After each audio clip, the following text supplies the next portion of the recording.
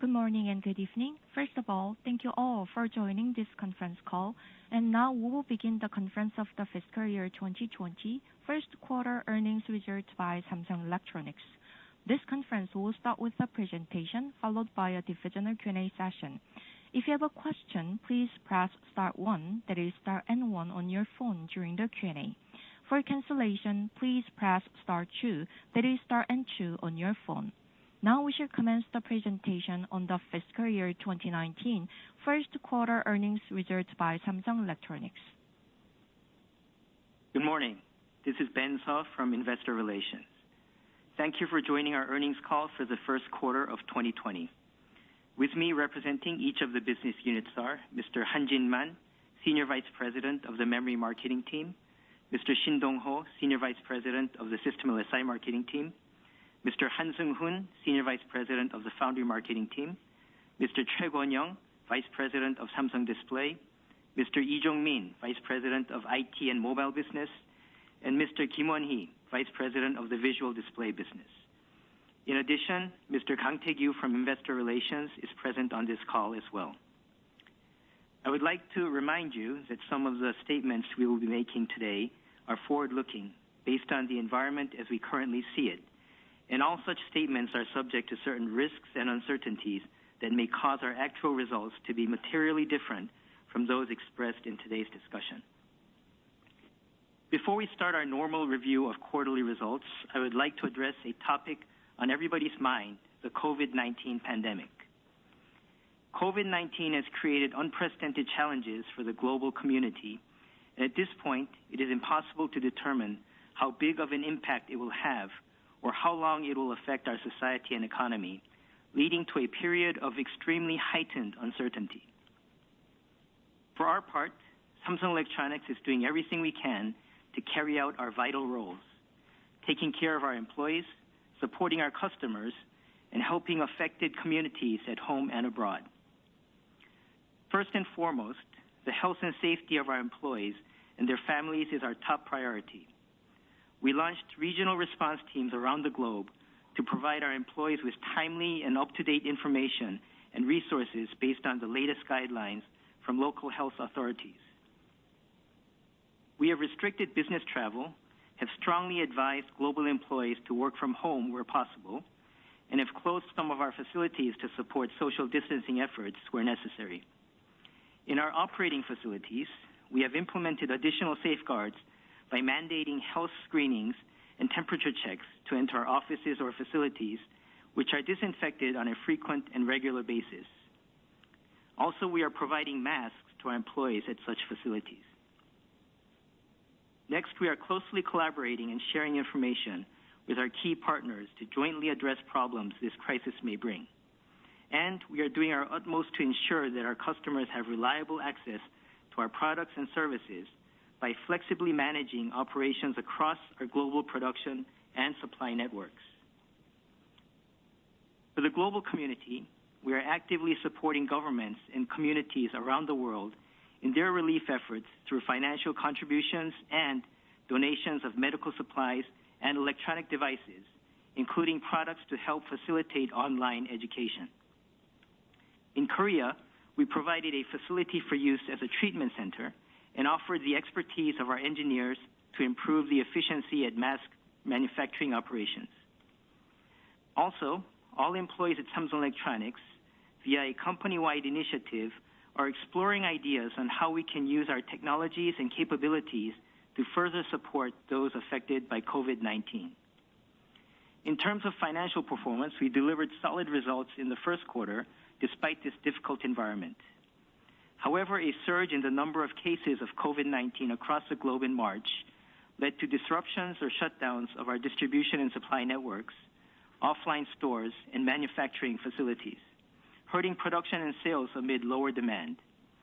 As a result, certain areas of the company, mainly our set businesses, will be under stress in the second quarter, and we expect uncertainties to continue into the second half of the year. We will keep monitoring the situation and, based on our technology leadership and product competitiveness, respond quickly and flexibly to new developments to minimize impacts on our business and customers. In spite of the current challenges, we will continue to enhance the competitiveness of our core businesses and invest strategically in R&D in order to emerge from the pandemic well-positioned for future growth. Finally, we would like to express gratitude and pay respect to everyone working to combat this crisis. From all of us at Samsung, we wish good health to you and all those close to you. Now let's move on to our first quarter results. Total revenue in the first quarter was 55.3 trillion won, a decrease of 7.6% from the previous quarter, mainly due to weak seasonality for our display business and CE division, and partially due to the effects of COVID-19. Year-on-year, revenue increased by 5.6% due to higher demand for memory and other components related to mobile. Gross profit fell 0.8 trillion won quarter-on-quarter to 20.5 trillion won, while gross margin was slightly higher at 37.1%. SG&A expenses decreased by 0.1 trillion won quarter-on-quarter, led by a reduction in marketing costs. However, they increased as a percentage of sales. Operating profit was lower by 0.7 trillion won quarter-on-quarter to 6.4 trillion won, affected by the same factors that weighed on revenue, with a corresponding decrease in operating margin, even though memory earnings were higher. Year-on-year, operating profit increased by 0.2 trillion won, with an improved product mix in the mobile business and additional diversification of our customer base in mobile OLED.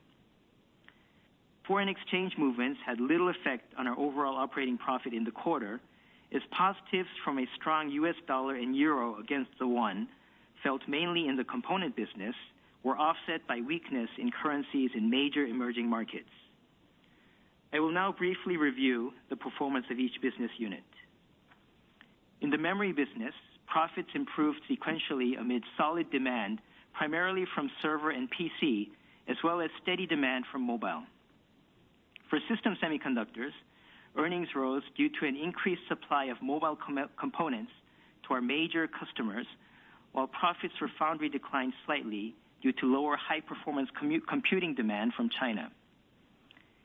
In the display business, mobile panel earnings decreased quarter-on-quarter amid weak seasonality and a reduction in sales in China due to COVID-19 related shutdowns.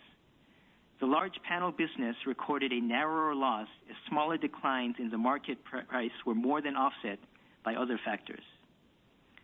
Mobile earnings grew quarter-on-quarter and year-on-year, despite COVID-19 related weakening sales toward the end of the quarter, due to an improved product mix with the launch of S20 flagship devices and efficient execution of marketing costs. The CE division recorded weaker results sequentially due to seasonality, as well as early effects of COVID-19. Earnings in the TV business dipped year-on-year amid aggressive price competition, but the home appliance business improved its performance, backed by strong sales of new premium products. Harman's results were affected by significant one-off costs related to the relocation of a European manufacturing plant. Next, I would like to share our business outlook. In the second quarter of 2020, while we expect memory earnings to remain solid, our overall earnings are likely to fall quarter-on-quarter due to a sharp increase in the impact of COVID-19 that will affect demand for several of our core products. For the component business, memory demand is forecast to remain solid for server and PC as more people work from home, but possibly slip for mobile. OLED earnings are likely to be weaker due to a stagnant smartphone market. In the set business, many of our key products are expected to see a significant drop in sales and profits due to shrinking demand related to COVID-19 and also store and plant closures around the globe. To address this, we will leverage our global production flexibility and supply networks while also strengthening our online sales capabilities. Harman earnings will remain soft due to temporary shutdowns of automotive plants globally, which are also due to COVID-19. In the second half, uncertainty levels are expected to remain high given the unknown duration of the pandemic and its effects. Considering this, we will flexibly respond to changes in demand and focus on optimizing resource allocation in the short term while continuing to strengthen semiconductor technology leadership and develop innovative set products for accelerated growth post-COVID-19. For the component business, in memory, we will add to our technology leadership and cost competitiveness via node process migration while staying agile to changes in the market with flexible investments and product mix adjustments. In OLED, we will actively address demand for new product releases and also expand our presence in new application areas such as foldables and IT devices. For the set business, we will continue to develop leading products that will take consumer experiences to the next level. Mobile will strengthen its lineup by introducing new premium models and expanding offerings of 5G models for the mass market. Network will focus on developing technologies and enhancing global competencies to reinforce the 5G business. CE will efficiently execute marketing and promotional programs tailored to conditions in each country, and will work to expand sales of innovative products like micro LED and 8K TVs, along with our new lifestyle offerings in the second half. Now I will address capital expenditures. CapEx in the first quarter was approximately 7.3 trillion won, with 6 trillion won allocated to semiconductor and 0.8 trillion won to display. For memory, we are continuing expansion in our production sites and investment in node migrations as planned. In foundry, investments are focused on expanding capacity of advanced EUV process nodes. Finally, I would like to address the first quarter dividend. Today, the board of directors approved a quarterly dividend of 354 won for both common and preferred stock. Even though we expect to face challenging business environment in the second quarter, mainly in the set businesses, as more effects of the COVID-19 pandemic take hold, first quarter dividends will continue to be based on our current dividend schedule. I will now turn the conference call over to the gentlemen from each business unit to present first quarter performances and outlooks for the corresponding business segments. Thank you. Good morning. This is Han-Jin Man from the Memory Marketing team. In the fourth quarter, despite weak seasonality and effects of the spread of COVID-19, purchasing demand for overall applications remained solid, backed by demand from cloud applications resulting from an increase in remote working and online education and continued investment in 5G infrastructure. For DRAM, demand was solid from data centers, centering on cloud services, as the stay-at-home economy has expanded usage of online shopping and streaming services, among others. For mobile, even though set demand decreased due to effects of COVID-19 and seasonality, related negatives were offset by rising demand from the ongoing trend toward high density in new products at major customers and growing concerns over supply stability in the second half. For PC, the closure of some manufacturing sites had an impact on set builds, but overall demand remained steady thanks to a growing reliance on virtual meetings related to social distancing policies, and also because of the mentioned concerns over the stability of supply in the second half. In the quarter, we used our product mix flexibility to actively address upside demand from major customers such as PC and server, enabling us to exceed our previous bit growth guidance. We have also increased our product competitiveness by expanding the sales portion of high-density server products based on 16 gigabit and accelerating process migration for 1Y nano products. Next, I will talk about the NAND market. For mobile, even though macro uncertainties weighed on demand, especially from set makers in China, demand for mobile memory overall was relatively solid due to wider adoption of high-density storage with more than 128 gigabyte in major customers' products. For SSDs, demand for server SSD keeps growing, mainly for data centers, alongside rising demand for high volume content. For client SSD, although set production at the beginning of the quarter was partially affected by a drop in utilization at ODMs due to COVID-19, utilization recovered at the end of the quarter and propped up purchasing demand to an extent. We actively address demand for high value-added server SSD, focusing on data centers. And we also improved our profits by enhancing cost competitiveness via increased migration to 5th generation VNAND. Next, I'd like to talk about the second quarter outlook. For DRAM, we expect demand to remain firm across all applications, despite a likely continuation of weakened consumer confidence related to the worldwide pandemic. Specifically, the rapid rise in the number of people working from home, relying on online education and using streaming services, is likely to create robust growth in demand from server, while that for PC is expected to remain steady. For mobile, however, we expect that demand to stay highly uncertain amid soft consumer confidence and considering characteristics of the mobile market, which include a high offline portion of sales. We will flexibly manage our product mix to align with changes in demand, with a particular focus on growing demand from server. Also, we will strengthen our cost competitiveness by expanding technology migration. In the NAND market, as is the case for DRAM, there will be impacts from a decrease in smartphone set demand. These effects, however, will be offset by growing demand for SSD, so we expect the overall NAND demand to continue to grow. To add color, demand for video content has accelerated due to social distancing policies, and demand for server SSD is expected to keep rising as data centers work to support various high-definition content more reliably.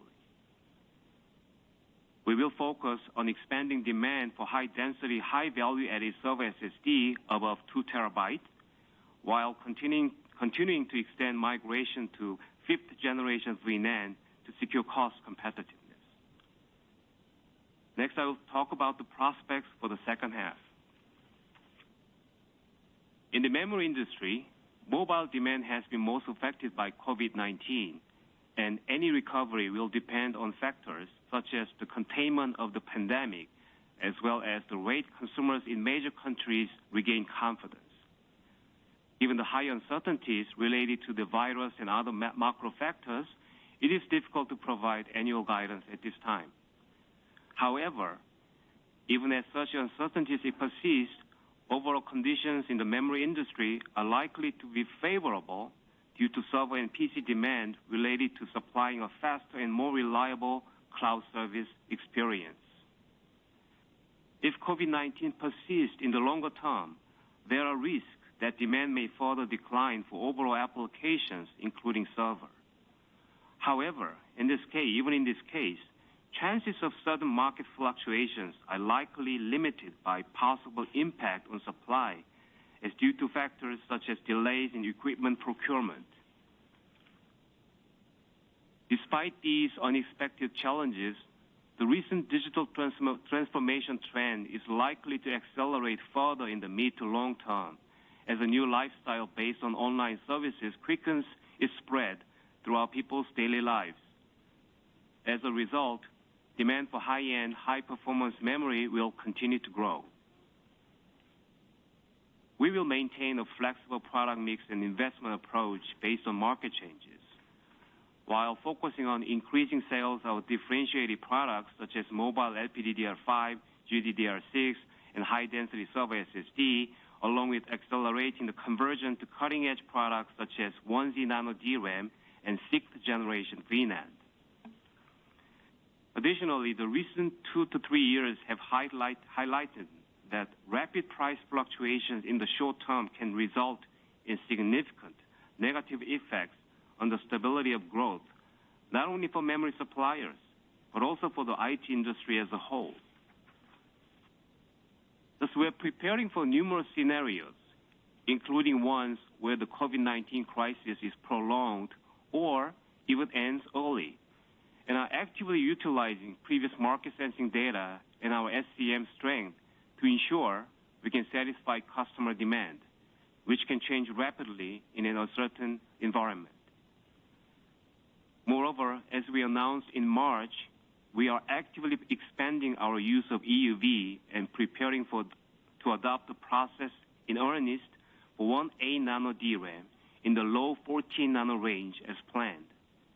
We believe the adoption of EUV is not just another means to reduce size, but rather a critical transition to break through technological barriers. Despite these unprecedented uncertainties in the market, we as a leading company will do our best to contribute to stable growth of our customers and the IT industry as a whole by continuous development and innovation of new technology alongside timely and sustainable investment with a view to the mid to long term. Thank you.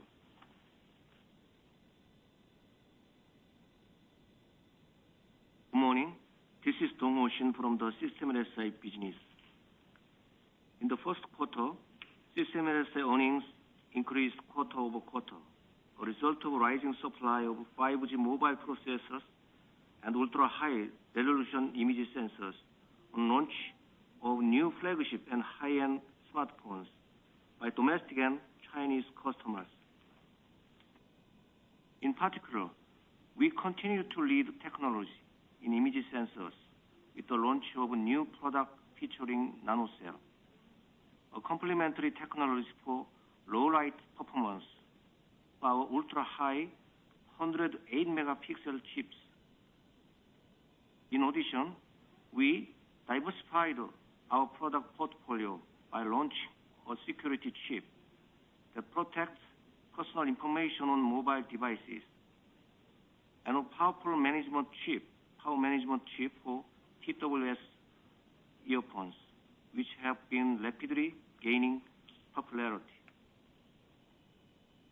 In the second quarter of this year, we expect overall demand to contract due to fading impacts of launches of flagship smartphones, production disruption at global manufacturers, and soft consumer sentiment due to COVID-19. We will monitor fluctuation in market and customer demand while focusing on minimizing impact by maximizing the supply of high pixel image sensors and expanding 5G SoC market. In the second half of this year, demand for 5G SoCs and premium image sensors is forecast to remain solid due to rise in the number of 5G subscribers, launch of new low to mid-priced 5G smartphones, and increase in adoption of high-resolution sensors and multi-camera with triple quad sensors in China. However, COVID-19 has greatly increased market uncertainties, and it is difficult to determine the timing or shape of economic recovery. Therefore, we will closely monitor the market and secure solid SCM, as well as respond flexibly to any changes, while also seeking to enter new applications through highly competitive new products. Thank you.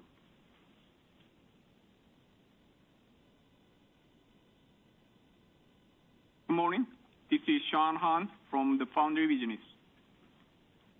In the first quarter, even though demand for 5G and image sensor chips increased thanks to launches of 5G smartphones and major customers and the increasing trend toward higher camera specs, overall earnings decreased slightly compared to the previous quarter due to a decrease in the demand for HPC chips from China. Revenue in the quarter, however, grew in double digits compared to the same period last year. We responded in a timely manner to customer demand with operations of the EUV dedicated V1 line and stable mass production of EUV 6 nano products. We also added to our foundation for growth by preparing to mass produce computing chips for major customers, completing design of HPC products, as well as by expanding orders from large companies for chips used in consumer applications. In the second quarter, we expect earnings to improve sequentially, but we must be mindful of uncertainties caused by the COVID-19. We plan to closely monitor the situation and keep diversifying our products, customer base, and use applications in line with changes in mobile demand. This quarter, we aim to expand leadership in EUV processes with start of mass production of 5 nano products alongside our efforts to keep monitoring and securing orders from 5 nano and below processes.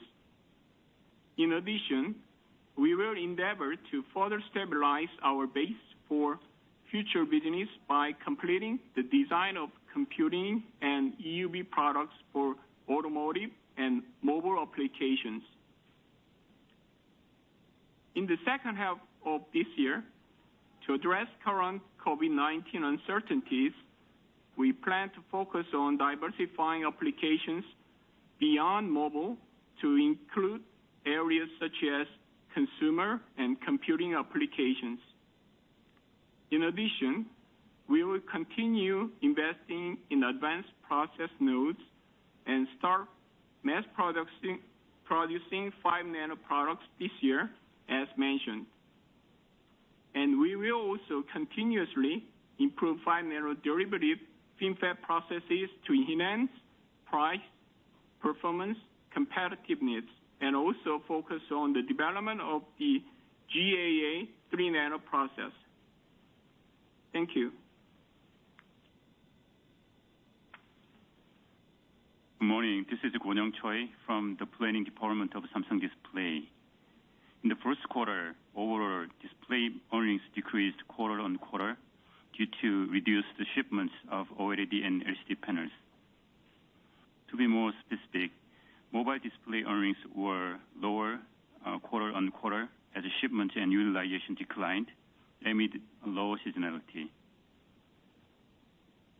Meanwhile, in the large display business, losses narrowed slightly quarter on quarter thanks to a combination of short-term market factors such as movements in ASP and foreign exchange rate. Looking ahead to the second quarter, we expect earnings in the mobile display business to decrease due to falling demand in developed regions such as US and Europe caused by COVID-19 pandemic. The display industry is specialized by nature, offering customized products to each customer. So a significant drop in customer demand will inevitably lead to a substantial decline in shipments and thus profit.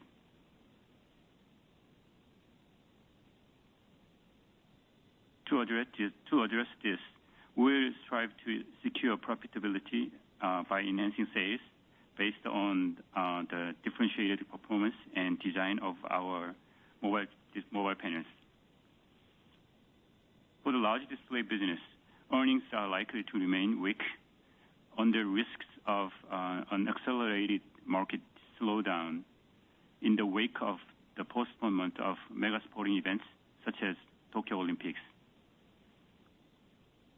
In response, we will endeavor to raise profitability by focusing on our business on high value-added panels for TVs and monitors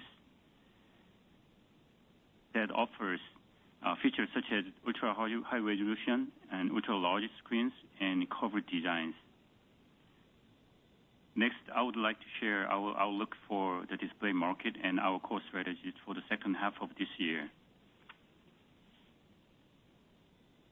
In the mobile display business, uncertainties are likely to linger due to the spread and effect of the COVID-19.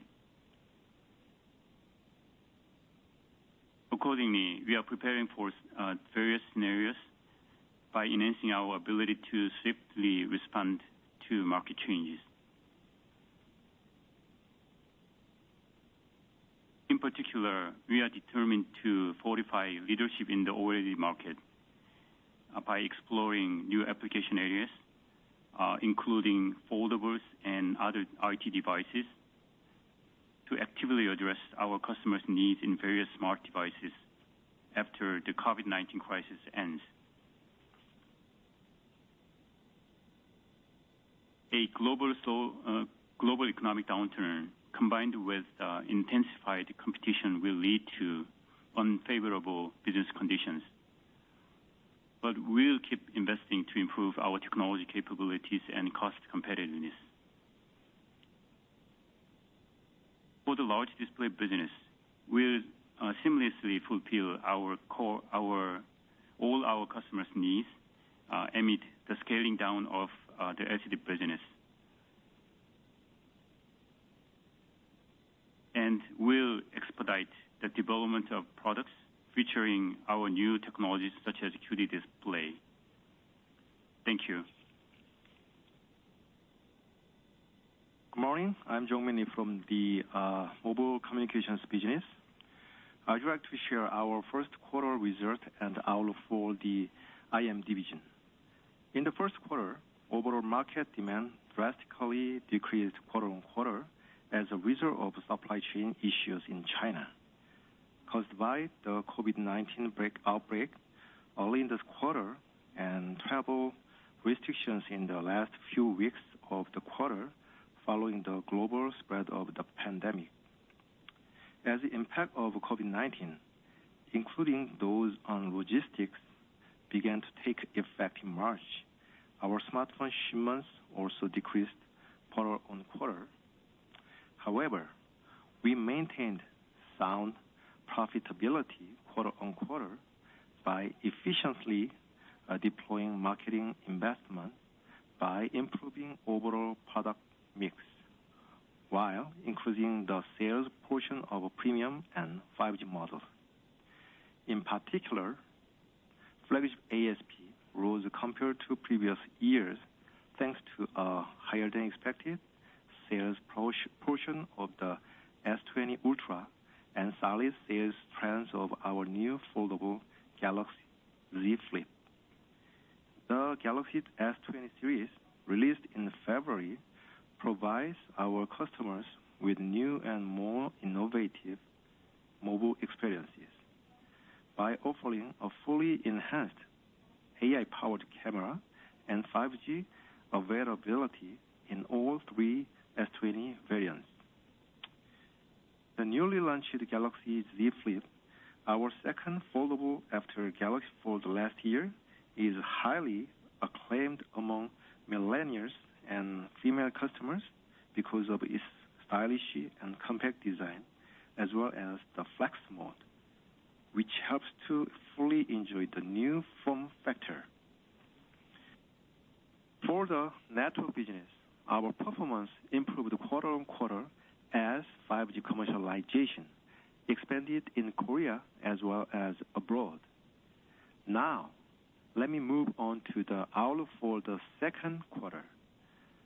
With the global spread of COVID-19, demand is expected to drop sharply in most regions due to the economic downturn caused by lockdown across the globe and a corresponding decline in consumer sentiment. As the market shrinks and effects of store closures continue to have direct impacts, a drop in sales of our major products and overall performance seems inevitable. Although market uncertainty is higher than ever, we will focus on improving cost effectiveness and strengthening online and B2B channels. In case there are additional disruptions at our production sites, we will respond by flexibly utilizing our diversified manufacturing capabilities around the globe. Above all, we are committed to protecting the health and safety of our employees, as well as preventing community spread. We have been thoroughly implementing disinfections and prevention measures in our offices and production facilities in all regions. For the network business, it is possible that investments in 5G network will be reduced or delayed domestically and internationally as more effects of COVID-19 unfold. Finally, I will share our outlook for the second half. In the midst of uncertainties, such as the possibility of the prolonged pandemic and the timing of market recovery, we expect competition to intensify further as companies strive to recover from weakness in the first half. For the mobile business, while continuing to offer differentiation in the premium segment with new foldable and Note model launches, we plan to widen the range of choices for our customers and enhance competitiveness within each price range by introducing 5G models to our mass market lineup. In addition, we will also improve operational efficiency across all areas, including R&D, production, supply, channel, and marketing. For the network business, despite uncertainties around the 5G invest plan, we will continue to strengthen our technological competitiveness while improving our 5G business compatibilities globally for the mid to long term. Thank you. Good morning, everyone. My name is Kim Won-hee from Visual Display Business. First of all, I'd like to review the market condition and our performance for the first quarter 2020. In Q1, TV demand declined both quarter-on-quarter and year-on-year as the market entered low season following a near peak seasonality, as well as due to a decline in global demand starting in March. For Samsung, our earnings declined year-on-year due to a sharp downturn in market conditions. Despite the difficulties, we continue to solidify our leadership by increasing our market share, not only in the total TV market, but also in the $2,500 and above premium segment, mostly driven by increased sales of QLED, super large screen TVs, and life-size TVs. For digital appliances, despite a reduction in consumer confidence, our results slightly improved both quarter-on-quarter and year-on-year, largely due to a growing sale of premium products, which include those for the Grande AI washing machine and dryer. Next, let me share our market outlook for the second quarter and the second half of 2020. The TV market in Q2 is projected to decline both quarter-on-quarter and year-on-year, mostly due to deteriorating market conditions overall and the postponement of major sporting events such as Euro 2020 and the Olympic Games. Under such circumstances, we will focus our efforts on maintaining sales, identifying new sales opportunities in each country, mainly online, and concentrating on risk management. Although our total sales are decreasing due to the shutdown of offline stores in multiple countries, the online portion is increasing. We will actively address growing online demand by strengthening our efforts in target marketing, while also expanding our online product lineup and promotional offerings. Moreover, we will work to satisfy the needs of consumers related to lifestyle changes, such as increased use of IT devices caused by prolonged stays at home. For those who enjoy content such as movies, sports, and gaming, we will boost sales of super large screen TVs, including our QLED 8K models that deliver immersive experiences based on the best picture quality and dynamic sound. Furthermore, we will provide a diverse range of beneficial features to consumers by addressing various use case scenarios which include homeschooling and remote working with our smart TV features. In response to the growing trend of working remotely, utilizing video conferencing, and a subsequent increases in PC screen time, we aim to expand sales of signage that can be used for video conferences, as well as sales of gaming and curved monitors. We will continue to maintain our leadership despite the dynamic changes that are taking place. For the digital appliance business, we will prepare for peak summer demand for air conditioners and continue to improve our online sales amidst the COVID-19 pandemic. We will also do our best to strengthen our response to the crisis by cooperating with our channel partners to optimize marketing strategies. In the second half of the year, both the TV and digital appliance markets may not be able to avoid contractions due to the current uncertainties and risks of an economic downturn. We are closely monitoring the market situation and will continue to focus on minimizing negative impacts by investing in efficient marketing and promotions tailored to each region and by optimizing our logistics. We will also continue to lead the industry with innovations such as QLED 8K, Micro LED, and Bespoke. Thank you. Thank you for the presentations. This is Ben Seo again from the IR team. So this sums up the first quarter results presentations. Before we move on to the Q&A session, I would like to share several data points in key business areas. Considering the heightened COVID-19 related uncertainties, especially in the second half, we will not be providing any annual guidance at this time. For DRAM, in the first quarter of 2020, our bit growth decreased by a mid-single digit %, but ASP rose in the single digits. For the second quarter, we expect bit growth to stay flat for the market as well as for us. For NAND, in the first quarter, our bit growth saw a low single-digit decline, but ASP increased by a mid-single digit %.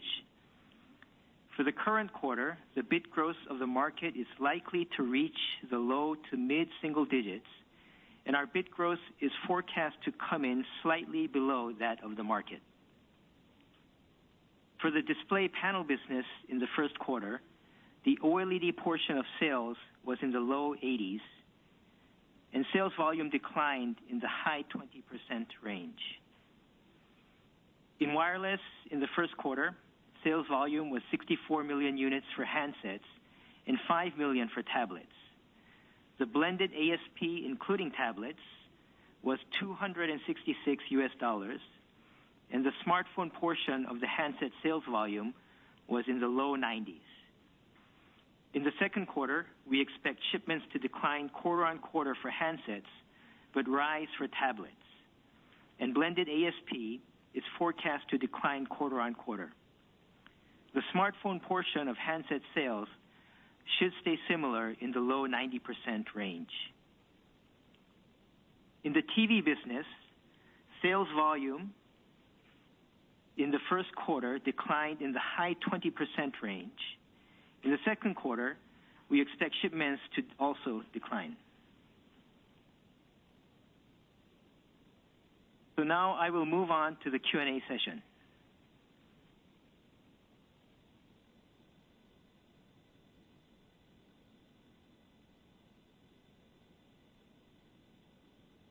지금부터 질의응답을 시작하겠습니다. 질문을 하실 분은 전화기 버튼의 별표와 1번을 눌러주시기 바랍니다. 질문을 취소하시려면 별표와 2번을 눌러주시면 됩니다. Now Q&A session will begin. Please press star 1, that is star and 1 if you have any questions. Questions will be taken according to the order you have pressed the number star 1. For cancellation, please press star 2, that is star and 2 on your phone. 처음으로 질문해 주실 분은 UBS의 니콜라스 고도와입니다. The first question will be presented by Nicolas Godoa from UBS. Please go ahead with your question. Hi, good morning, and thanks for taking my questions. First of all, on memory, data center demand appears to have remained strong year to date. Could you help us understand what is, in your view, temporary in nature?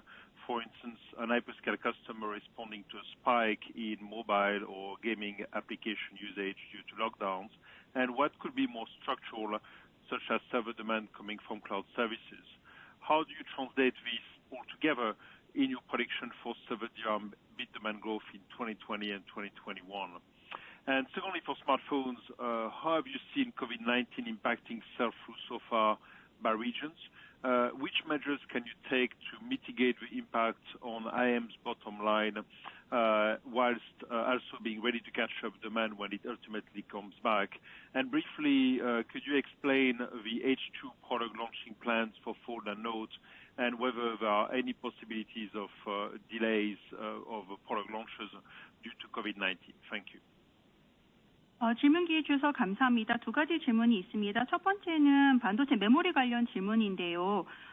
지금까지 연초일에 지금까지 데이터 센터 쪽 수요가 여전히 강한 것으로 보입니다만, 이거를 조금 나누어서 어떤 것들이 조금 일시적인 현상들, 예를 들자면 하이퍼스케일 고객들이 어떤 모바일이나 게임 앱 사용량 증가에 따라서 늘어난 수요이고, 또 데이터 센터 디맨드 중에 어떤 것들이 좀 더 구조적인, 예를 들자면 클라우드 서비스를 위한 서버 수요인지를 좀 구분을 해주실 수 있는지 궁금하고요. 이 모든 것을 합쳤을 때 앞으로 2020년, 2021년 서버 디램 빗 그로스 수요 전망에 대해서는 어떻게 생각하시는지 궁금합니다.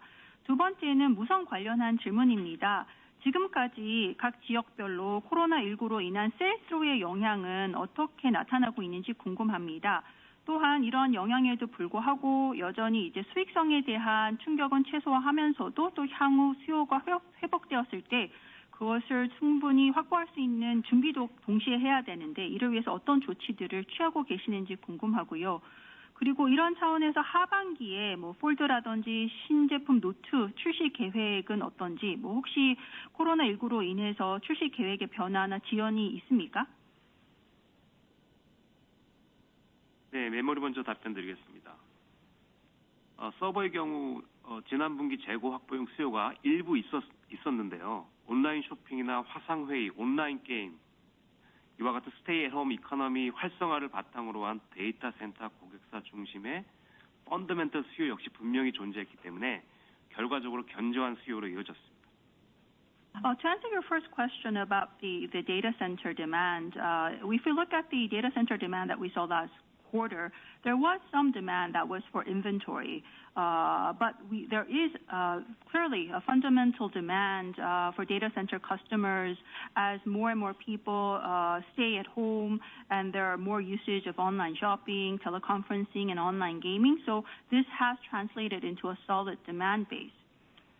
서버 수요가 이후에도 지속적으로 견조하게 이어질 수 있는가 여부는 코로나19 사태에 추이하고 이에 따른 데이터 센터 업체들의 KPEX 계획 변동에 달려 있을 것으로 생각하고요. 근데 아직까지 당사는 그 온라인 플랫폼에 대한 다양한 분야의 니즈가 지속되고 있는 만큼 클라우드 서비스를 중심으로 앞으로 지속 견조한 서버 수요를 전망하고 있습니다. Now the question is whether this solid server demand will continue and be sustained over the long term. That we think will depend on two major factors. One is how the COVID-19 situation unfolds going forward, and whether data center companies would change their capex plans. As we see it up till now, we think that there will be a continuous solid server demand, given the fact that, especially around cloud services, given the fact that there are needs for various online platforms.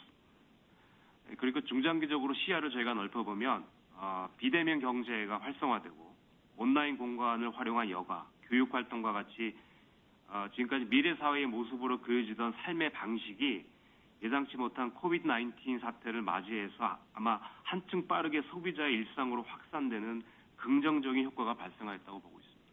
If we broaden the horizon towards the mid to long term implications, I think one of the unexpected effects brought about by COVID-19 is that actually what people thought was the way of the future, people spending more time working and learning online, that has become the new normal for many people as a result of COVID-19. 네, 그래서 중장기적으로는 보다 다양하고 안정적인 서비스를 위해서 온라인 인프라 구축에 대한 고객사들의 니즈는 앞으로 더욱 빠르게 성장할 것으로 예상되고요. 따라서 자연스럽게 서버 수요 역시 지속 탄탄할 것으로 예상하고 있습니다. And so given this new lifestyle that people are getting used to, we believe that there will be continuous need to build out larger online infrastructures by our customers in order to provide a wide variety of services in the mid to long term in a stable manner. And so we expect there to be even a faster pace of growth, which will naturally lead to a solid demand for servers.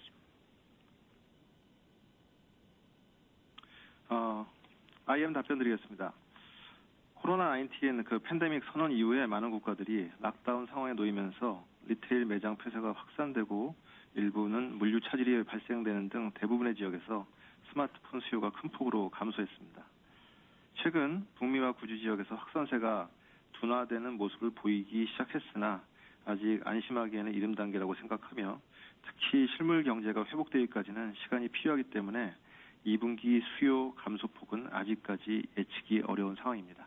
Your second question was about COVID-19 and the impact to the mobile side. Since the COVID-19 was declared as a pandemic, as you know, many countries went into lockdown. This led to retail stores being closed down and also some logistics disruptions in some parts. And so there was a significant decrease in smartphone demand in most of the regions. Even though the pace of the spread seems to be slowing down somewhat in North America or Europe, I think it is too early to be sure. Also, there will be some time needed for the real economy to actually recover.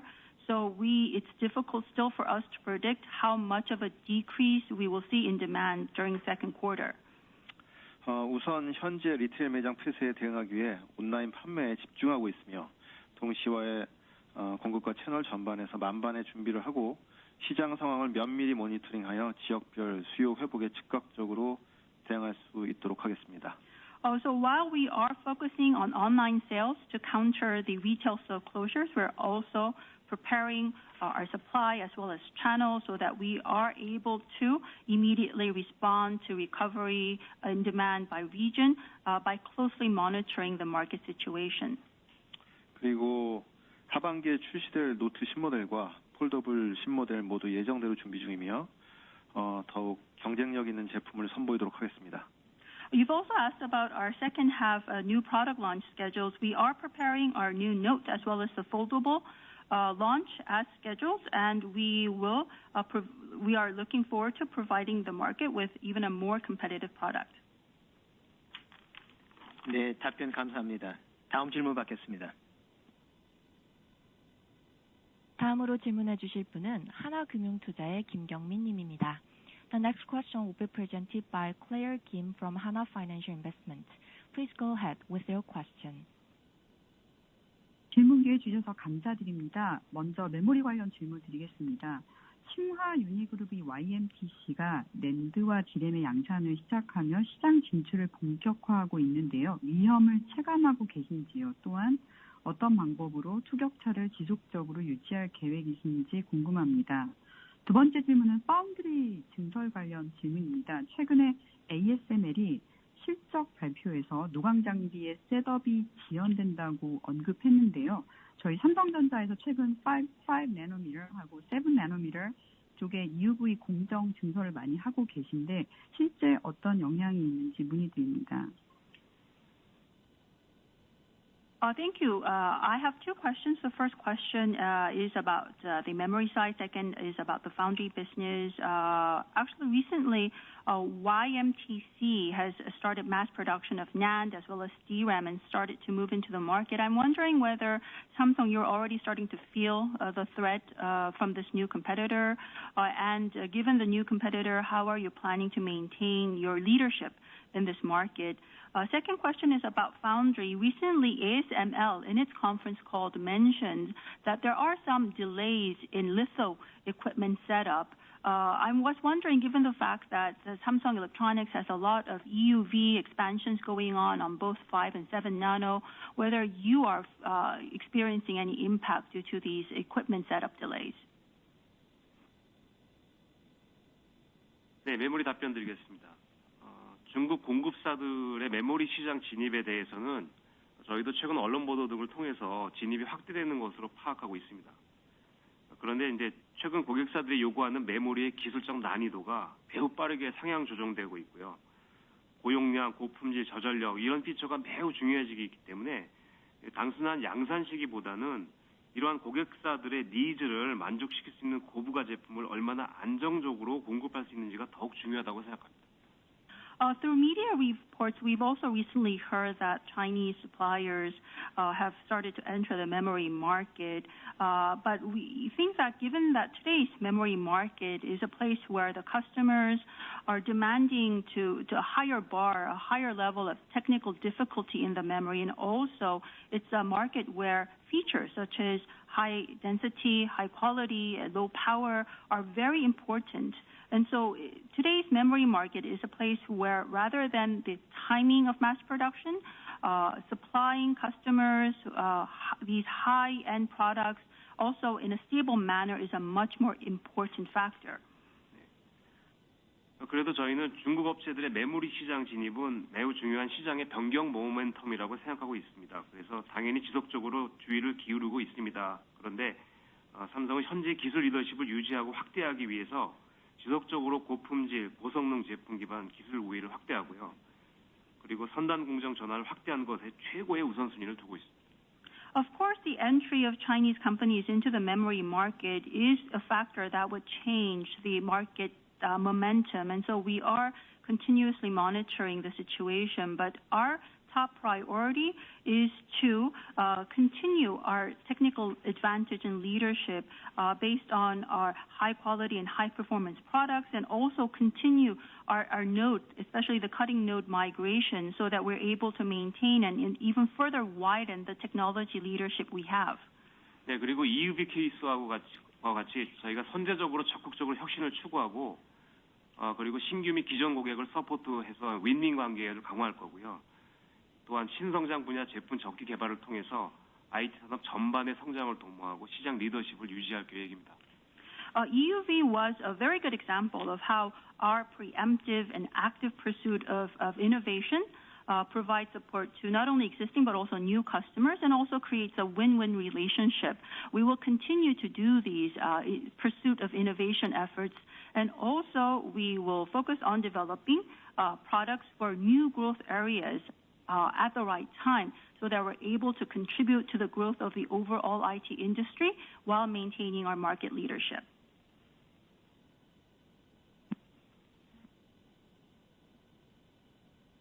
예, 파운드리 답변 드립니다. 코로나19로 인한 불확실성으로 장비 원자재 등의 조달 차질이 일부 발생할 우려는 있으나 시장 상황이나 고객 수요를 면밀히 분석해서 목표 일정대로 증설 진행하여 고객 수요에 차질 없이 대응할 예정입니다. To answer your second question about the litho equipment, it is true that due to the uncertainty brought about by COVID-19 that there is a concern of potential disruptions happening in the sourcing of equipment or raw materials, but our current plan is to continue our expansion as scheduled on target and carefully analyze and monitor market situation and customer demand so that we're able to respond to customer demands without issues. 네, 답변 감사합니다. 다음 질문 받겠습니다. 다음으로 질문해 주실 분은 다이와 캐피털 마켓의 SK Kim입니다. The next question will be presented by SK Kim from Daiwa Capital Market. Please go ahead with your question. 예, 견조한 실적 축하드립니다. 질문 기회 주셔서 감사합니다. 저도 메모리 쪽이랑 CE 쪽에 두 가지 질문이 있습니다. 메모리 관련해서는 코로나19 영향으로 지금 모바일 거래선들의 주문 축소가 최근에 시작되고 있는 것으로 파악되고 있습니다. 특히 2분기에는 중국 그리고 내부 거래선 수요가 상당히 약할 것으로 보여지는데요. 이에 따른 가격이나 수급 환경의 변화에 영향을 줄 수 있다고 보시는지 말씀 부탁드리고, 또한 하반기에는 주요 전략 거래선의 5G 폰 출시에 따라서 6GB를 채용할 거래에 대한 기대감도 있는데요. 하반기 5G 모바일 수요 전망에 대해서 말씀 부탁드리겠습니다. 그리고 CE 쪽은 TV 관련해서 아까 말씀하신 것처럼 올림픽이나 그런 글로벌 스포츠 이벤트가 취소 또는 연기가 되면서 2분기부터 TV 수요가 상당히 악화될 것으로 보여집니다. 혹시 근데 관련해서 회사의 신제품 출시에 차질이 발생할 가능성은 없는지, 또 만약에 이게 하반기에 펜트업 수요가 발생한다고 하면 실적이 급격하게 반등할 가능성이 있는지 답변 부탁드리겠습니다. 감사합니다. Yes, I have two questions. First question is about the memory business. I think we are only recently starting to see mobile customers starting to reduce their orders as an impact of COVID-19, especially in the second quarter. We're expecting demand to be weak for not only Chinese customers, but also the captive customer. In that context, do you think that this could actually impact the overall mobile memory demand and supply situation, including prices? Also, on the other hand, looking towards the second half of this year, with the major strategic customer launching 5G phones, some are expecting that there will be an increase in 6 gigabyte adoption on the mobile side.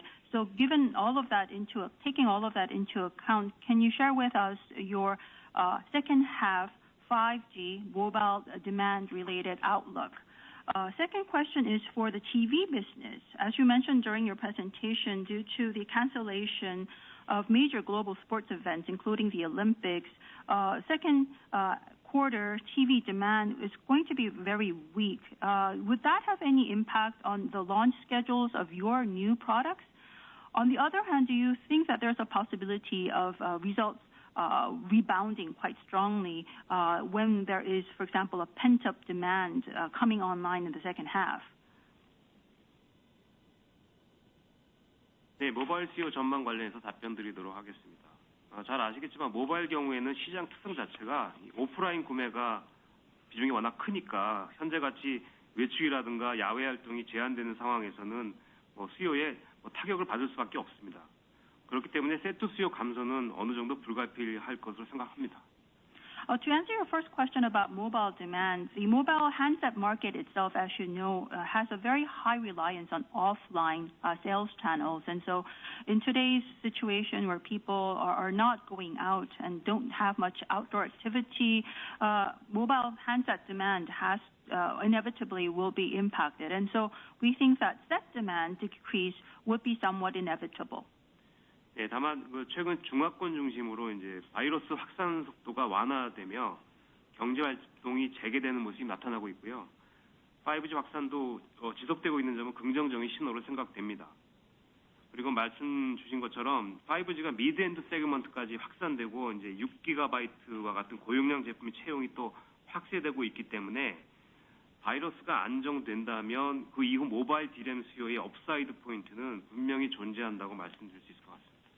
However, fortunately, some regions have started to resume their economic activities as the spread of the virus slows down, especially starting from the greater Chinese area. Also, the 5G rollout continues, so that is also a positive signal. As you mentioned during your question, 5G is being rolled out even to the mid-end segments of the handsets. Also, high-density products such as the 6 gigabyte is being adopted on more models. So once the situation stabilizes after COVID-19, there is definitely an upside point for mobile DRAM demand.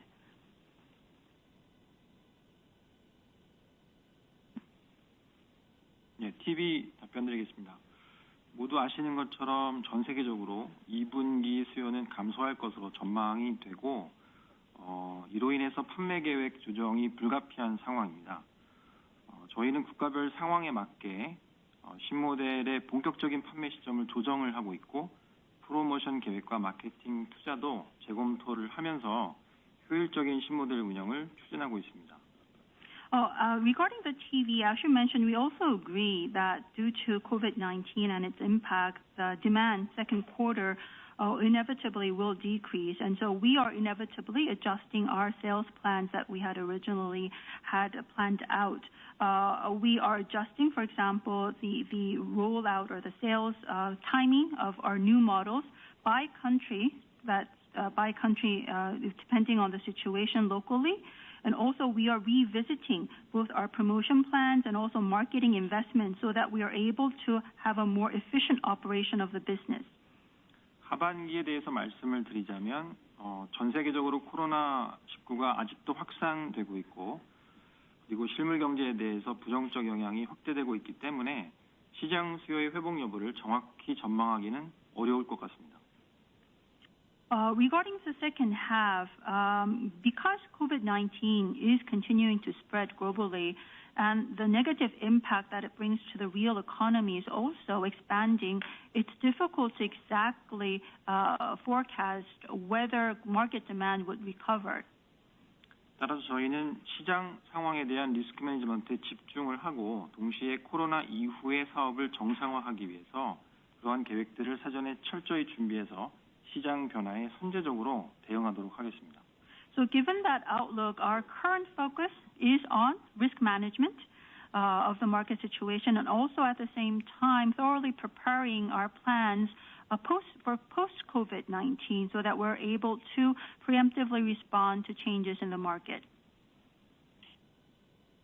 답변 감사합니다. 다음 질문 받겠습니다. 다음으로 질문해 주실 분은 KB증권의 김동원 님입니다. The next question will be presented by Dong-won Kim from KB Securities. Please go ahead with your question. 네, 질문 기회 감사드립니다.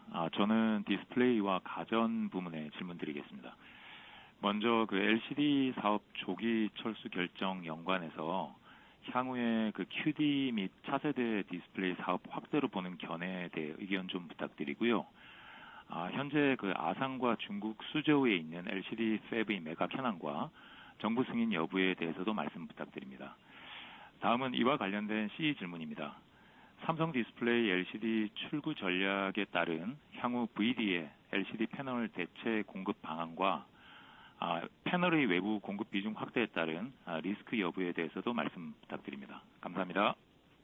I have two questions. First question is about the display. Second question is about CE. First question is the recent decision to pull out exit from the LCD business. Some people have interpreted that as a signal that the QD display business would be actually rolled out earlier than originally scheduled. What is your view regarding that interpretation?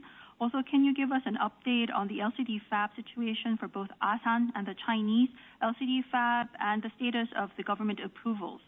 Second question is on the CE consumer electronics side. Once SDC pulls out of the LCD business, some are concerned that for you, sourcing of the LCD panels may become an issue. What alternatives or what countermeasures do you have? 네, 먼저 DP 부분 답변드리겠습니다. 먼저 첫 번째 질문이 LCD 사업 철수와 QD 디스플레이 사업화 질문에 대해서 질문을 주셨는데 답변을 드리자면 저희가 LCD 패널 생산을 단계적으로 축소하는 건 사실입니다. 그러나 이것이 반드시 QD 디스플레이 사업을 조기에 확대한다는 것을 의미하는 것은 아닙니다. QD 디스플레이 사업화는 기존의 계획된 일정에 따라 진행할 계획이고 본격 사업화 전까지는 제품 경쟁력 향상 및 양산성 확보에 집중할 계획입니다. 현재 주요 세트 업체들과 제품화를 위해서 협력하고 있는 중이며 저희는 적기에 시장 진입 및 안정적인 거래선 기반을 확보할 수 있도록 노력할 예정입니다. 그리고 LCD 사업에 대해서는 사업을 축소하는 동안 고객 대응 등에 차질이 없도록 준비를 철저히 할 계획입니다. Regarding your first question about people connecting the gradual decrease or folding of our LCD business with an early rollout of our QD display business, actually, it is true that we are gradually reducing the size of the LCD business, but that does not necessarily mean that the QD display business will be commercially launched earlier. We have a timeline for our QD display business, and we are pursuing that timeline as originally planned. For the time being, before it becomes a commercial business, we are focusing with priority on building up our product competitiveness and also product capabilities and productivity. Also, at the same time, we are collaborating with the set makers in order to develop the right product for us. And also, we will be focusing on securing a stable customer base before launching the business. On the other hand, while we scale down our LCD business, we're also at the same time focusing so that our customers for the LCD business are not unnecessarily disrupted. 그리고 두 번째 질문 주신 LCD 라인 활용에 대한 질문에 대해서 답변드리겠습니다. 우선 아산에 있는 LCD 라인은 저희 QD 등과 같은 신제품과 신기술 디스플레이로 전환할 계획입니다. 그리고 중국 수저 공장은 현재 여러 방안을 가지고 대응 방안을 검토하고 있습니다. 이러한 방안들이 결정되면 저희가 적법한 절차를 거쳐서 라인 처리를 진행할 계획입니다. You've also asked about the LCD lines, what we plan to do with the fabs. For the Asan plant, our plan is to use that, convert that to new product productions, for example, for the QD and other new products. For our Suzhou, our Chinese Suzhou fab, we are currently considering various options, and once a direction is decided, we will carry out that direction according to due procedures.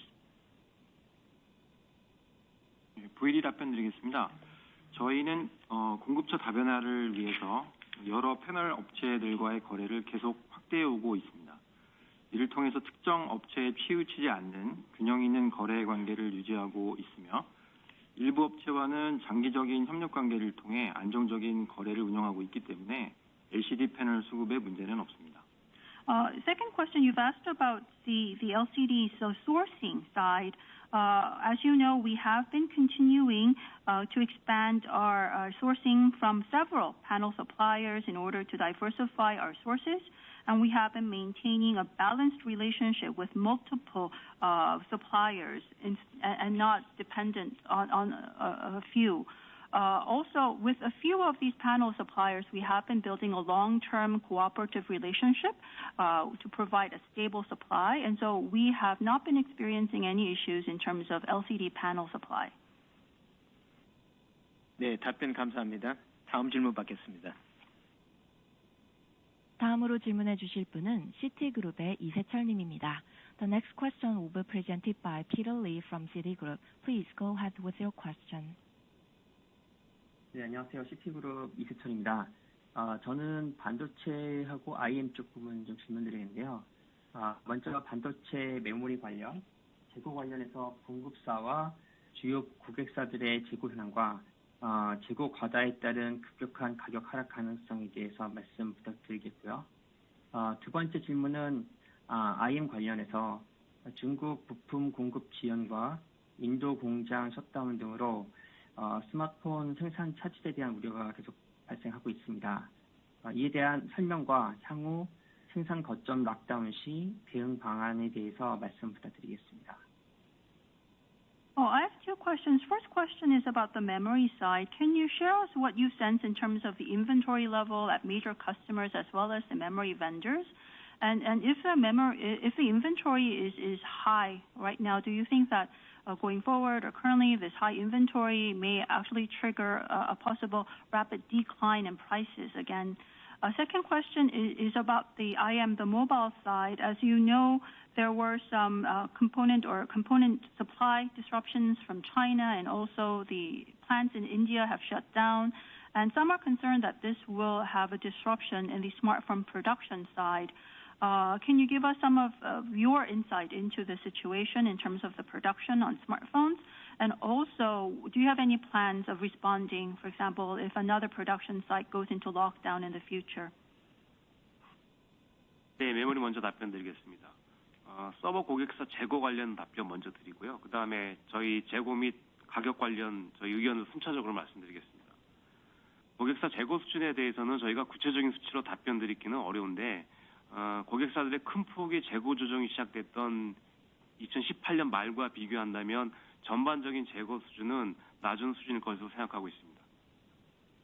To answer your first question, I think we can answer your question by first sharing the inventory that we sense at the server customers level, then our inventory as well as the pricing outlook that we have. It's difficult for us to give you a specific number as to where customer inventories stand, but I think we can say for sure that at least compared to, for example, late 2018, when we entered this inventory adjustment cycle, customers' inventory overall is low. 다만 지난 몇 차례 저희가 실적 발표 때 말씀드렸듯이 지난해 하반기부터 늘어나던 서버 수요에는 다시 재고를 확보하기 위한 수요 역시 일정 부분 포함되어 있던 것으로 보이고요. 이번 분기에 견조했던 수요에도 하반기 공급 불안정성에 대비한 재고 확보용 수요가 존재했던 것으로는 보고 있습니다. And as we have mentioned during the past several conference calls, even though server demand was growing throughout last year's second half, as we mentioned, part of that we already knew was a bit part of that was to build up inventory. And even though in first quarter we saw solid demand, part of that once again was perhaps a demand for inventory in order to prepare for possible supply disruptions in the second half. 그리고 저희 재고에 대해서 말씀드리면 저희 낸드 재고는 지난 19년 말에 정상 수준 도달하고 유지 중이고요. D램은 지난 실적 발표에서 저희가 말씀드린 바와 같이 변화 없이 2분기에 정상 수준에 도달할 예정입니다. To give you an update on our inventory levels, as we mentioned, our NAND inventory reached normal levels at the end of 2019, and it's currently staying at that normal level. For DRAM, we are planning that to reach normal levels in the second quarter, as we mentioned during the previous conference call. 많은 분들께서 서버 고객사들의 지난 재고 축적이나 조정 과정에서 발생한 급격한 가격 변동 상황이 다시 발생할지 여부에 상당한 관심을 가지고 계실 것으로 생각되는데요. 최근 몇 분기간 재고 확보용 수요가 지속된 것은 사실입니다. 그렇지만 여전히 재고 조정이 시작되던 시점보다는 고객사 재고 수준이 낮은 것으로 보이고요. 저희 재고 수준은 현재 매우 안정적으로 운영되고 있어서 당시와는 크게 차이가 있는 상황입니다. 그래서 18년 말과 같은 급격한 재고 조정에 따른 큰 폭의 가격 하락이 발생할 가능성은 제한적일 것이라고 생각하고 있습니다. We do understand that there are still concerns that perhaps another price fluctuation may reoccur as customers continue to build inventory and then another inventory adjustment cycle starts. But even though it is true that part of the demand that we've been seeing for the past several quarters, part of that demand is for inventory, at least the customers' inventory levels are definitely lower than when we started the past inventory adjustment cycle. Also, our inventory levels are currently very stable, which is a large difference compared to what we saw before. And so as of now, we think that the possibility of a large price adjustment happening due to an inventory adjustment, as we saw at the late part of 2018, is limited. IM 답변 드리겠습니다. 코로나19 확산 초기에는 중국으로부터 공급되는 일부 자재에 일시적인 수급 어려움이 발생했지만 기본적으로 주요 부품을 이원화하여 관리해 오고 있기 때문에 어려운 상황에도 비교적 유연하게 대응할 수 있었습니다. To answer your second question about the smartphone production disruptions, as you mentioned, during the early days of COVID-19, its outbreak, there were some temporary supply disruptions regarding components that we source from China. But because we basically have a dual sourcing strategy for our key components, we are able to respond to that flexibly. 생산 거점 관련해서는 브라질 공장은 재가동을 시작하여 현재 안정화되고 있으나 인도 공장의 경우는 락다운 시행이 연장됨에 따라 5월 3일 이후 생산이 재개될 예정입니다. To give you an update on the production sites, our Brazil plant actually has resumed operation and is currently stabilizing. In the case of the India plant, lockdown, there's a lockdown going on in India, and so we're expecting production to resume after May 3rd. 당사는 글로벌 생산 거점을 적극 활용하여 특정 국가에서 락다운이 시행될 경우 해당 생산 물량을 다른 지역으로 이관하는 등 공급 차질을 최소화할 수 있도록 탄력적으로 대응하고 있습니다. And we have been responding by leveraging our global production network so that if there's a lockdown in a certain country, we could transfer the volume to another site in order to minimize any impact to supply. 또한 무엇보다 임직원의 건강과 지역사회 감염 예방을 중요하게 생각하여 생산 시설의 방역 관리 및 사전 예방 조치를 철저히 하고 있으며 앞으로도 계속해서 노력하겠습니다. And while we operate our production sites, we place top priority on maintaining the health of our employees as well as preventing spread within the community. And so we have very thorough disease control measures and prevention measures being practiced in the production sites, which we will continue. 네, 답변 감사합니다. 다음 질문 받겠습니다. 다음으로 질문해 주실 분은 JP Morgan의 JJ Park입니다. The next question will be presented by JJ Park from JP Morgan. Please go ahead with your question. 네, 질문 기회 감사드립니다. 두 가지 질문이 있는데요. 메모리 쪽에 하반기 때 낸드 시황에 대해서 조금 컨선이 있는 것 같은데요. SSD 수요는 굉장히 견조한 것 같은데 아직까지 비중이 높은 모바일 수요 쪽이 하반기 계속 말씀하셨듯이 수요 둔화가 좀 예상이 되고 또 PC 쪽에서도 CPU를 비롯한 좀 타이탄 서플라이를 감안하면 하반기 때 혹시 다시 낸드 쪽에 오버서플라이가 올 가능성이 있는지 궁금하고요. 두 번째는 IM 쪽인데 최근 중저가 시장에서 애플도 아이폰 SE라는 모델 350불에 팔고 중국 업체도 신모델 출시 등 해서 경쟁이 굉장히 심화될 것 같은데 저희 쪽에 어떤 중저가 관련돼서 대응 전략이 어떤지 말씀해 주시면 감사하겠습니다. Well, I have two questions. First is about the NAND side. I think there is still some concern that in the second half, a NAND demand supply situation may deteriorate, even though, yes, there is growth, especially driven by enterprise SSD demand. There is concerns about a decrease in mobile SSD demand, which mobile accounts for a large share of SSD demand. And also, considering that there is a shortage of supply of PC CPUs, that is tying into some concerns that maybe we'll see an oversupply in the NAND market in the second half. So given that concern, we would like to hear the company's outlook for supply and demand situation NAND in the second half. Second question is about the mobile side.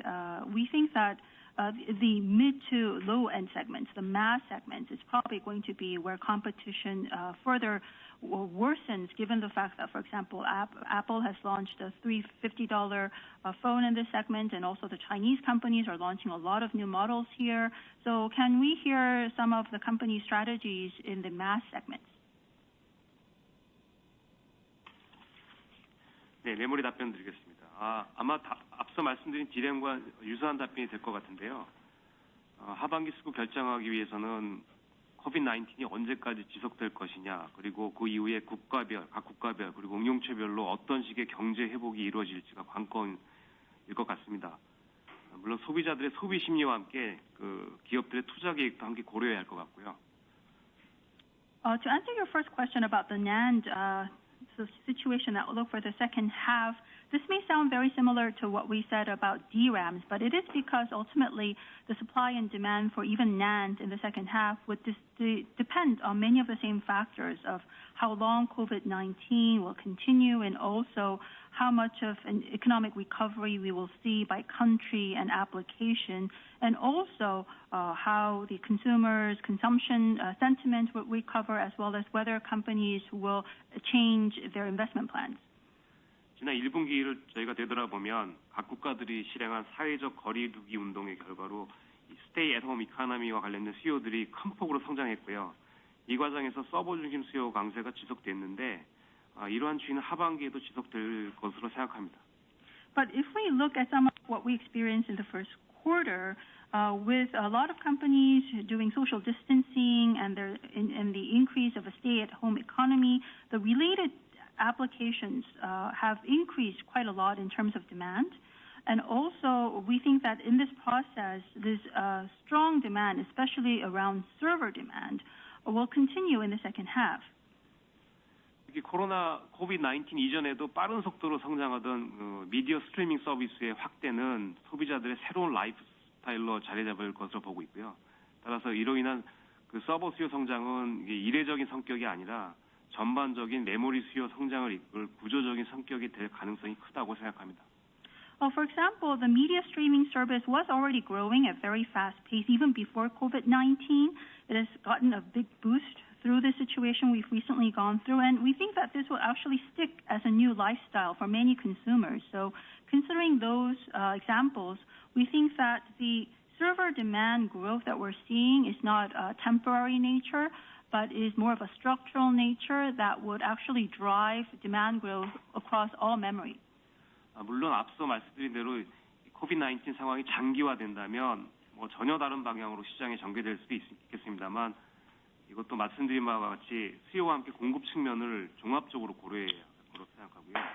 전반적으로 모바일 시장 불확실성을 서버를 중심으로 한 이 스테이 앳 홈 이코노미 관련 수요가 상쇄할 수 있다는 점을 감안해서 현 시점에서 저희는 하반기 낸드 시장의 수급 상황이 우호적일 것으로 판단하고 있습니다.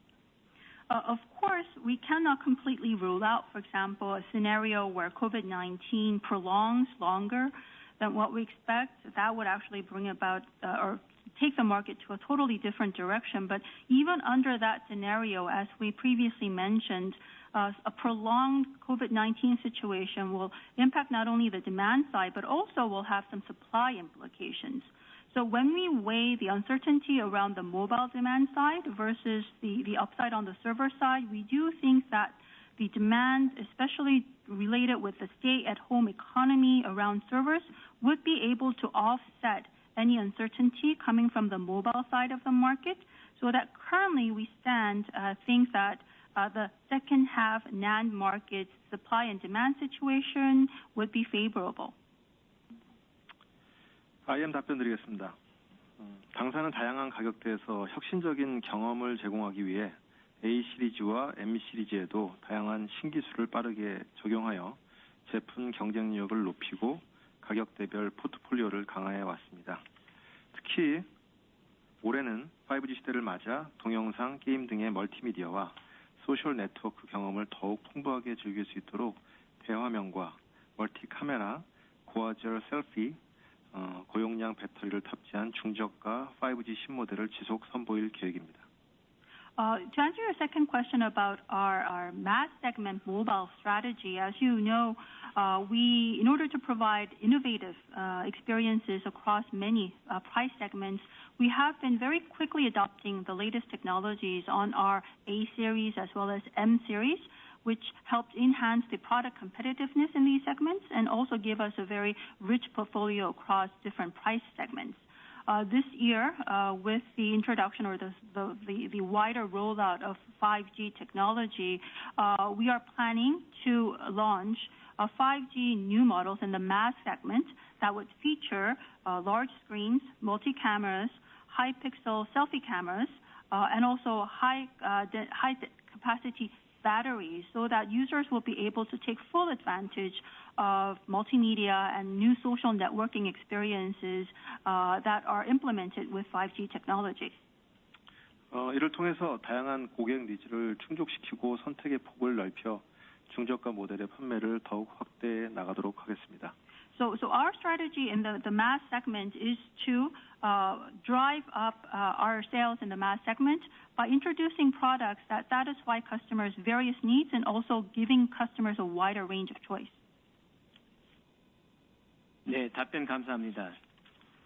지금 시간이 많이 지났기 때문에 마지막으로 질문 2개만 받고 금일 Q&A 세션을 마치도록 하겠습니다. Given the limited amount of time, I think we'll take 2 more questions before ending our Q&A session. 다음으로 질문해 주실 분은 한국투자증권의 유종우 님입니다. The next question will be presented by Jong-woo Yu from Korea Investment & Securities. Please go ahead with your question.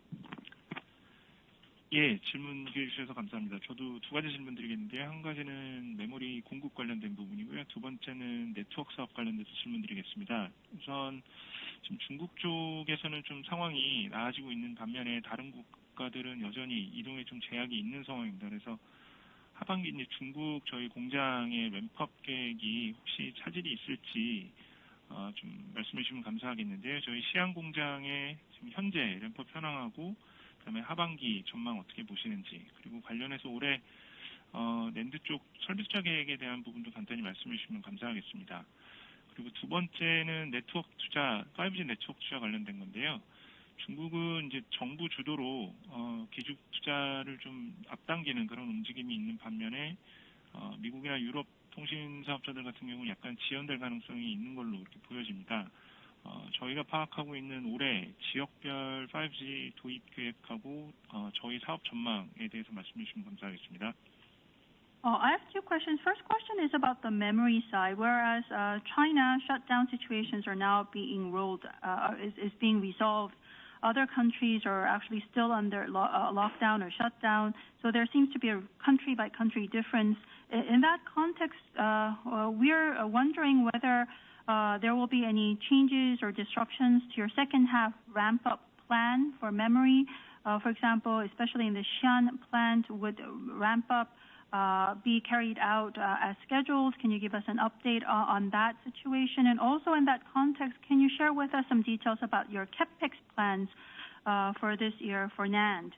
Second question is about the 5G network business. If we look at the network business, whereas in China, actually the Chinese government is planning to push ahead base station installations or invest that earlier to bring ahead base station investments. The 5G rollout in other countries such as the US and Europe is probably going to be delayed. So we are wondering from your perspective, how do you sense the 5G rollout plans by region this year? And in line with that, how are your business expectations this year? 네, 메모리 답변 드리겠습니다. 우선 시안 2기 양산은 저희가 현재 기존 계획에 맞춰서 램프업 중이고요. 지속 말씀드린 대로 수요 전망에 맞춰서 탄력적으로 진행할 예정입니다. 추가적으로 현재 시장의 불확실성이 매우 높은 상황이니까 저희 투자 계획에 대해서 문의가 많은 것으로 알고 있는데요. 저희는 기존 투자 기조와 같이 지속 성장을 위한 최적의 투자를 진행한다는 원칙을 갖고 있습니다. 그래서 코비드-19 상황에 따른 시장 환경 변화에 대해서는 사태가 장기화되는 경우뿐만이 아니라 조기에 종식되는 경우까지도 포함해서 다양한 시나리오 분석을 진행하고 있습니다. 이처럼 면밀한 수요 상황 센싱을 바탕으로 해서 저희가 분기별 투자 검토 집행을 통해서 현재 불확실한 상황에 탄력적으로 대응해 나갈 예정입니다. To answer your first question, our Xi'an Phase 2 mass production is currently going through a ramp-up as originally planned, but we have room to respond flexibly depending on how the demand outlook looks in the future. Given the very high level of uncertainty in the market, we do understand that there are many questions about our CapEx plans. But our CapEx has always been according to our principle of executing optimal investments to support our sustained long-term growth. And so we are currently analyzing a wide variety of scenarios that assume, for example, on one extreme, COVID-19 prolonging in the long term, versus the other extreme, for example, this situation actually ending earlier than expected. And under these scenarios, we have plans being prepared. We, at the same time, are very carefully sensing the demand situation so that we are able to respond flexibly, even in terms of our investment plans, by having a quarterly review of our investment plans. IM 답변 드리겠습니다. 우선 지역별 5G 도입 계획에 대해서 말씀드리겠습니다. 말씀하신 대로 중국은 내수 부양을 위해 5G 구축을 가속화하고 있습니다. 그리고 미국과 인도는 코로나19로 인한 락다운으로 기지국 설치와 5G 주파수 경매 일정이 지연되고 있으며 유럽 또한 5G 주파수 경매와 상용 일정 지연이 예상됩니다. 일본의 경우에는 도쿄올림픽이 연기되었으나 기존 5G 전개 일정은 준수할 것으로 보입니다. To answer your question about the 5G network business, our understanding of the 5G rollout plans by region, first of all, is that, as you mentioned, yes, it seems that the Chinese government is looking at accelerating the 5G rollout as a way of stimulating its domestic economy. But on the other hand, in countries such as the US and India, due to especially the lockdown brought on by COVID-19, installation of 5G base stations as well as auctioning of 5G frequencies are being delayed. And also, Europe is also seeing a delay in terms of the 5G frequency auctions and commercialization schedules. Japan, even though the Tokyo Olympics has been postponed, it seems that they will start 5G rollout as originally planned. 당사 네트워크 사업의 경우 올해 상반기에 국내 거래선들의 5G 전국망 확대가 지속되고 있고 해외 주요 거래선들의 5G 본격 상용화도 이루어지고 있습니다. 다만 코로나19 영향이 확대되거나 장기화될 경우 국내외 거래선들의 5G 투자가 지연될 가능성이 있어 장기화 시 사업에 부정적인 영향이 예상됩니다. To give you the outlook on our 5G network business, despite everything, during the second half, the Korean carriers have continued to expand their 5G network nationwide. Also, the key overseas carriers have started to commercialize 5G service at a larger scale. However, I think it's difficult to rule out that if, for example, the COVID-19 impact expands or becomes more prolonged, carriers both in Korea and overseas may decide to delay some of their 5G investments, which may have a negative impact on our business.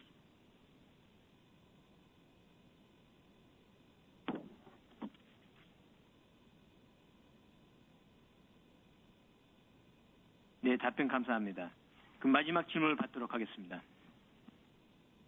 마지막으로 질문해 주실 분은 NH투자증권의 도현우 님입니다. The last question will be presented by Hyunwoo Do from NH Investment & Securities. Please go ahead with your question. 예, 안녕하세요. 질문 두 가지 있습니다. 첫 번째는 메모리고요. 두 번째는 LSI에 질문 드리겠습니다. 메모리 부분은 올해 테크 마이그레이션 계획이 좀 상당히 슬로우할 것으로 보이는데요. EUV 기반의 1G 나노미터 D램 생산은 계획대로 추진하는 것으로 알고 있습니다. 투자 비용 대비 초기 원가 절감이 좀 어려울 것으로 예상이 되는데 EUV 도입의 적극적인 배경이 무엇인지 좀 궁금합니다. 두 번째는 시스템 LSI 이미지 센서 관련된 질문이고요. 현재 아시는 것처럼 스마트폰 시장이 좀 많이 부진한데 올해 글로벌 CIS 캐파가 경쟁사 포함해서 한 40% 이상 증가할 것으로 좀 예상이 됩니다. 공급 과잉 전환 가능성이 좀 있어 보이는데 향후 수급 전망 부탁드립니다. I have two questions. First question is about the DRAM memory side. It appears that this year's DRAM tech migration plan may be quite slow. On the other hand, you've said that the EUV-based 1Z nano DRAM production will be carried out as originally scheduled. Despite the fact that it appears difficult to actually gain enough cost savings versus the amount of investment that this will require, can you explain us a bit more in detail what is the reason for adopting EUV despite the uncertainties that still surround the demand side? Second question is about the system LSI image sensor business. Despite the weakness in the smartphone handset market, it appears that globally image sensor capacity may increase by more than 40%. So given these two factors, do you see a possibility of the image sensor market becoming an oversupply situation? And in that context, what is your outlook for the demand and supply in the future? 네, 문의하신 질문에 대해서 세대 전환 현황과 그다음에 EUV 도입에 대해서 나눠서 답변드리도록 하겠습니다. 공정 전환 관련해서 먼저 말씀드리면 저희는 계획에 따라서 차질 없이 공정 전환을 진행하고 있습니다. 물론 말씀하신 대로 헐 과정에서 소요되는 시간이 과거보다 길어진다는 느낌을 받으실 수도 있는데요. 이건 D램 제품의 세대 전환이 과거와 다르게 전 응용처를 대상으로 동시에 공정 전환이 진행되는 것이 아니라 응용별 고객사별로 상황을 고려해서 서로 다른 전환 일정에 따라 공정 전환이 진행되기 때문이라고 이해하시면 좋을 것 같습니다. To answer your question about the tech migration for DRAM, I think I can first answer that question by giving you an update on our node migrations and then following with our EUV adoption. First of all, about the node migrations, our node migration, to give you an update, is going ahead. It's being carried out according to plan without issues. We do understand that perhaps it may appear that the qual process is taking longer than before the previous migrations. This is mainly because of a different approach being used for the DRAM migration currently. In the past, the node migrations were done across all applications at the same time, but now actually the migration schedules are planned out differently depending on applications or our customers, and that is resulting in what appears to be a longer time for qual. 그리고 EUV 도입 관련해서는 저희가 기술 선도 기업으로서 반도체 미세 공정 한계를 극복한다는 차원에서 이해해 주시면 좋을 것 같습니다. Regarding the adoption of EUV, I think an important significance that we place on EUV adoption is the fact that as the technology leader of this area, we want to be the company that actually overcomes the technical limitations of node migration. 네, 저희는 우선 자체적인 분석을 통해서 14나노 초반 이하로 공정 스케일이 미세화될 경우에는 EUV 도입이 더 효과적이라고 판단했습니다. 그리고 최근 EUV 설비가 많이 성숙한 것도 사실이지만 여전히 EUV를 적용해서 생산 진행하는 과정에서 예상치 못한 문제점이 나올 가능성도 있고요. EUV 생산성 높이기 위해서 고감도 고성능 포토레지스트 개발해야 하는 등의 다양한 부분에서 고려해야 될 점들이 다수 있어서 이런 점들을 놓고 저희는 EUV 적용 제품 개발 및 적용 시점에 대해서 지속적으로 검토해 왔습니다. So under that premise, we have been trying to find the area where EUV adoption would be most effective, and we believe that it's the area of the 14 nano, the low 14 nano area, where we will be able to most effectively adopt EUV. Even though, yes, EUV equipment has matured a lot compared to before, there are still many unexpected problems that will happen as we use EUV in actual production. Also, in addition to the EUV equipment, in order to actually produce with EUV, there has to be development, for example, of high sensitive, high performance photoresist. And so there are many factors that need to be taken into account, which we are doing in determining the EUV, which products to use EUV for development, and also the timing of when that EUV adoption would be. 이런 지속적인 연구 검토 결과와 저희 그 파운드리 사업부 양산 과정에서 쌓은 노하우 등 바탕으로 해서 저희가 지난 3월에 언론 통해서 말씀드렸듯이 저희 최근에 EUV 공정을 적용한 D1X 제품 기반 DDR4 DIMM 모듈을 100만 개 이상 공급했고요. 또한 글로벌 고객 평가를 완료했습니다. 그래서 현재 EUV 공정을 적용한 양산 체제를 갖추게 됐습니다. 현재 저희는 EUV를 D1Z 공정에서도 일부 적용 중인데 14나노 초반대인 D1A DRAM부터 본격 적용해서 기술 리더십을 강화할 생각입니다. And so, as we mentioned through press releases last March, by leveraging our, for example, know-how, actual EUV know-how that the foundry side has built up through mass production, and our continuous study and research of these multiple factors in using EUV for production, we have supplied more than 1 million pieces of D1X based DDR4 DRAM modules to customers using EUV, and also have completed global customer evaluation. So we have already established an EUV-based mass production system. We are already using EUV partially in the D1Z process, but we will be starting EUV application for production starting from the D1A DRAM, which is the lower side of the 14 nano, in order to establish and further our technology leadership. 시스템 대사에 답변드리겠습니다. 상반기 시장 유축에 따라서 스마트폰 업체는 하반기 판매 진작을 위해서 고화소, 멀티플 카메라 중심으로 사양 경쟁을 더욱 가속화할 것으로 예상하고 있습니다. 이미지 센서 업계는 공급 부족을 해소하기 위해서 증설을 계속 진행해 왔고요. 코비드-19로 인해 시장 수요가 좀 위축되더라도 공급 과잉으로 전환되기보다는 수급 균형이 맞춰질 것으로 전망하고 있습니다.